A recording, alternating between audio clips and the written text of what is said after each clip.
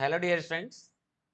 हमने last section में last lecture में हाइड्रोजन का डिस्कशन किया था और उसमें हमने हाइड्रोजन का परिचय, हाइड्रोजन की प्राप्ति का स्थान और हाइड्रोजन की आवर्त सारणी में स्थिति पढ़ ली थी बेटा।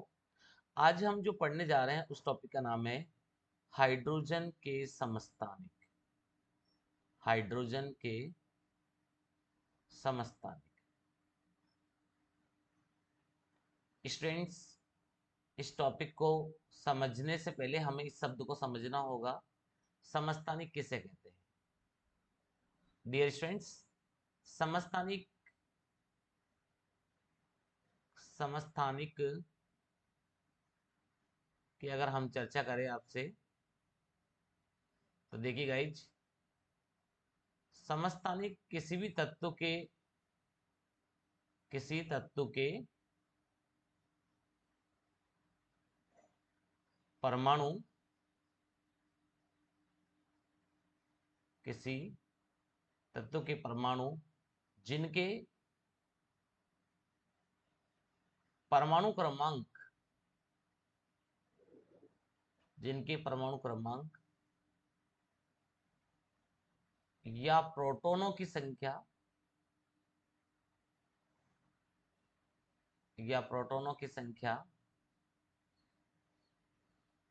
समान होती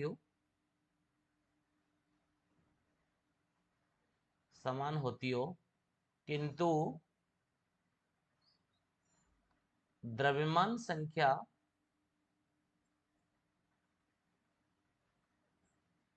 या न्यूट्रॉनों की संख्या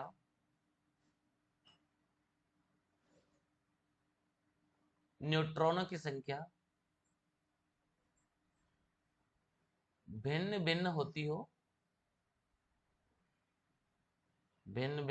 हो समस्थानिक कहलाते हैं। समस्थानिक कहलाते हैं।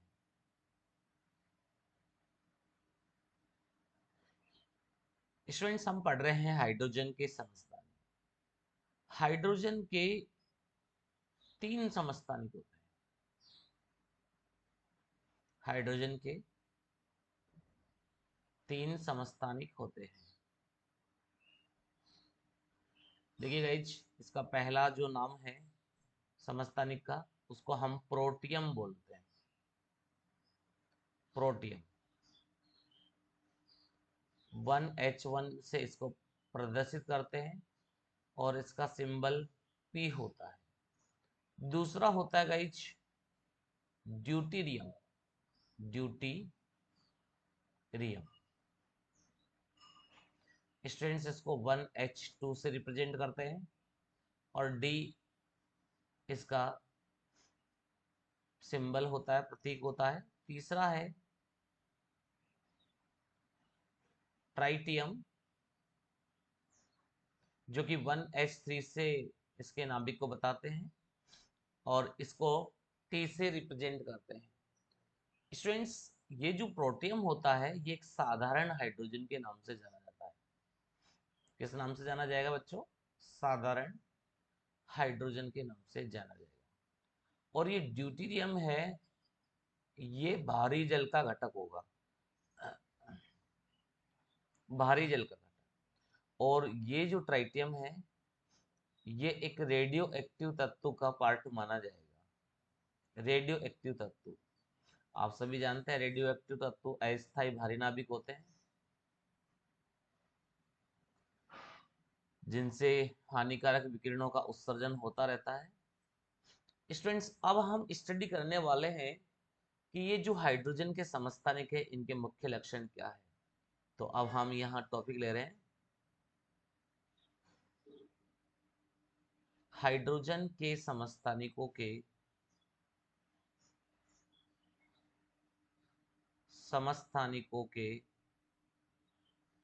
मुख्य लक्षण।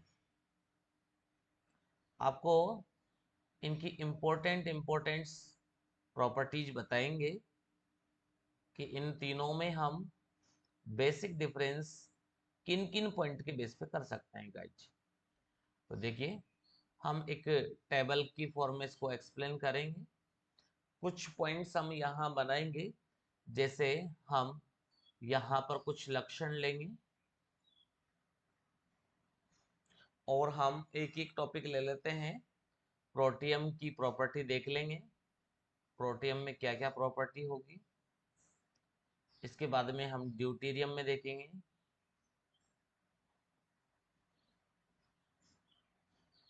और लास्ट में हम ट्राइटियम में ये प्रॉपर्टी देखेंगे। चलिए बच्चों, पहला लक्षण आपके सामने लेके आ रहे हैं।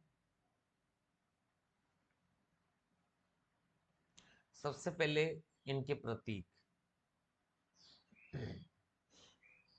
प्रोटियम का प्रतीक 1H1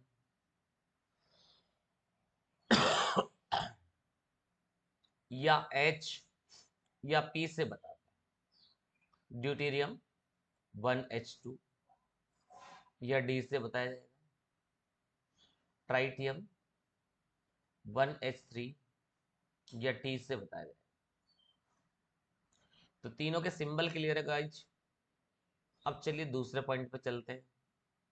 प्रतीक के बाद में हम नाभिक में न्यूट्रॉन की संख्या देखेंगे। नाभिक में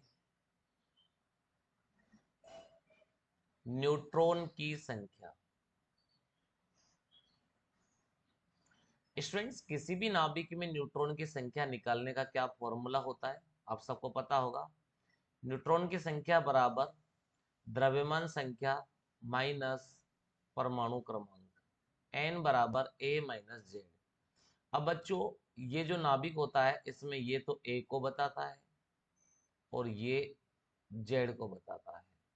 तो इसके लिए n बराबर a माइनस जेड क्या हो जाएगा, 1 - 1 बराबर 0। तो प्रोटियम में नाभिक में न्यूट्रॉन की संख्या कितनी होती है, 0। लेकिन यही बात अगर ड्यूटेरियम में देखेंगे तो 2 - 1 = 1। यहाँ 3 - 1 = 2। तो इस तरीके से हम नाभिक में न्यूट्रॉन की संख्या को कैलकुलेट कर सकते हैं। अब चलिए इसके तीसरे पॉइंट का बेस बनाते हैं। इनका द्रव्यमान कितना होता है, इनका द्रव्यमान। स्टूडेंट्स, जैसा आप सबको पता है कि हाइड्रोजन का द्रव्यमान 1.008 होता है, तो इसका 2.016 हो जाएगा और इसका 3.016 हो जाएगा। तो ऐसे हम इन तीनों के द्रव्यमान कैलकुलेट कर सकते हैं। चौथा पॉइंट अब ले रहे हैं, प्रकृति में हाइड्रोजन का प्रतिशत संघटन। प्रकृति में हाइड्रोजन का प्रतिशत संघटन। स्टूडेंट्स, ये प्रतिशत संघटन हम भार के रूप में लेंगे। वेट में इसकी कैलकुलेशन करनी है हमको। प्रतिशत संघटन किस में कैलकुलेट करना है, हमें बाहर में कैलकुलेट करना है। और इनका जो परसेंटेज अमाउंट है, सबसे ज्यादा प्रोटियम मिलता है बच्चों। सबसे ज्यादा क्या मिलता है, प्रोटियम, और उसकी परसेंटेज है 99.985%। इतनी परसेंटेज में मिलता है। जबकि जो ड्यूटेरियम है इससे थोड़ा कम मिलता है, 0.0156%, ये इतना मिलता है। लेकिन ट्राइटियम की अमाउंट बहुत नेग्लेजिबल, बहुत बहुत कम, 10⁻⁻15%, यानी कि ये मात्रा बहुत कम होती है। तो देखिए गाइज, अगर हम देखें अगले पॉइंट की चर्चा करें तो ये देखेंगे समस्थानिक की प्रकृति कैसी होती है। पांचवा पॉइंट हम आपके सामने लेके आ रहे हैं कि समस्थानिक की प्रकृति कैसी है। समस्थानिक की प्रकृति, प्रकृति से तात्पर्य यहाँ पर ये होगा कि ये जो तीनों समस्थानिक है ये स्थायी है या अस्थायी है, इन पर हम चर्चा करने वाले हैं बच्चों। तो देखिए, समस्थानिक ये सबसे ज्यादा स्थायी है और ये भी स्थायी होगा। लेकिन गाइज आपको पता है रेडियो एक्टिव तत्व अस्थायी प्रकृति के होते हैं, तो इस समस्थानिक की प्रकृति कैसी रहेगी? अस्थायी रहेगी। ओके गाइज, चलिए अगले पॉइंट पे चलते हैं, 6 नंबर के पॉइंट पे चलते हैं हम। अगला पॉइंट हम बनाते हैं आपके लिए। तो देखिए नेक्स्ट पॉइंट यहाँ पर आने वाला है कि हम डिफरेंस कर सकते हैं अब रेडियो एक्टिव प्रकृति पर। वही रेडियो एक्टिव प्रकृति जो मैंने आपको बताई, केवल और केवल किसके द्वारा दर्शाई जाती है? ट्राइटियम के द्वारा दर्शाई जाती है। किसके द्वारा दर्शाई जाती है गाइज? ट्राइटियम के द्वारा दर्शाई जाती है। तो देखिए अब हम लक्षण जो ले रहे हैं उसका नाम क्या है? रेडियो एक्टिव प्रकृति। रेडियो एक्टिव प्रकृति। तो स्टूडेंट्स आप सबको पता है कि इसमें प्रोटियम में यह प्रकृति नहीं होती, ड्यूटेरियम में यह प्रकृति नहीं होती, लेकिन गाइस ट्राइटियम में यह प्रकृति होती है। अब जिसमें ये प्रकृति होती है उसका अर्ध आयु काल देखा जाता है। बच्चों अर्ध आयु होती क्या है? अर्ध आयु का मतलब ऐसा होता है कि कोई भी यौगिक जिस समय में अपनी प्रारंभिक मात्रा का आधा रह जाता है वह उसकी अर्ध आयु काल होती है, जिसको हम टी हाफ से बताते हैं। और इस टी हाफ का मान इसके लिए 12.4 वर्ष है। यानी कि ये 12.4 वर्ष में अपनी प्रारंभिक मात्रा का क्या हो जाता है? आधा हो जाता है। और स्टूडेंट्स इसका जब विघटन होता है, ये जब टूटता है तो ये एक बीटा कण बनाता है और साथ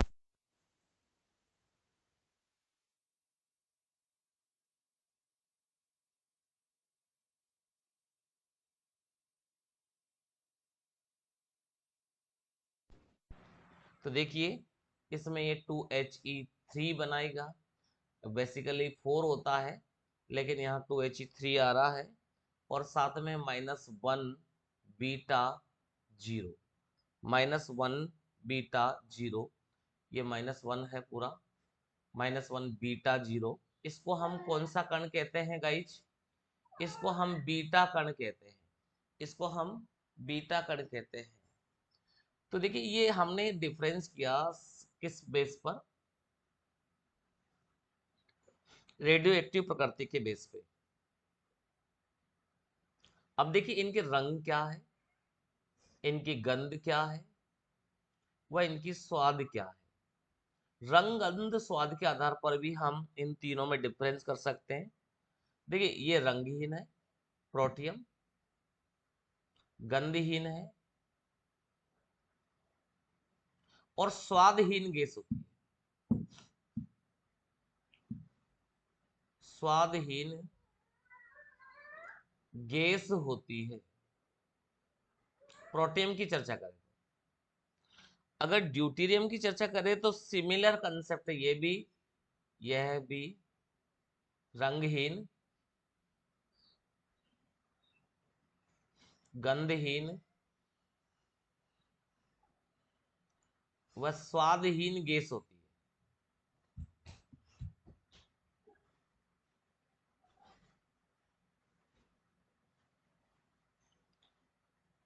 है। स्टूडेंट्स ट्राइटियम के बारे में ऐसा कोई रंग गंध स्वाद नहीं है। अगर हम इनकी संरचनाएं बनाए तो देखिए इसकी संरचना में नाभिक के अंदर एक प्रोटॉन तो होता है लेकिन न्यूट्रॉन 0 होते हैं। लेकिन यही संरचना अगर ड्यूटेरियम की बनाते हैं तो इसके नाभिक में एक प्रोटॉन और एक न्यूट्रॉन होता है। जबकि हम ट्राइटियम की स्ट्रक्चर बनाएं तो इसके नाभिक में एक प्रोटॉन और 2 न्यूट्रॉन दिखाई देते हैं।